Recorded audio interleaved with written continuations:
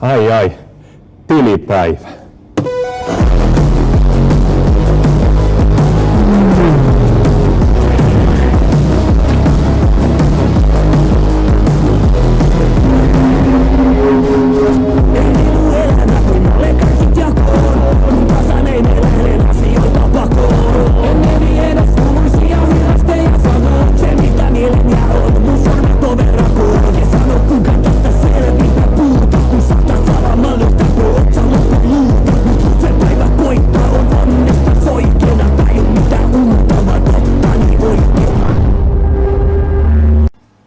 Lue S-etukortti.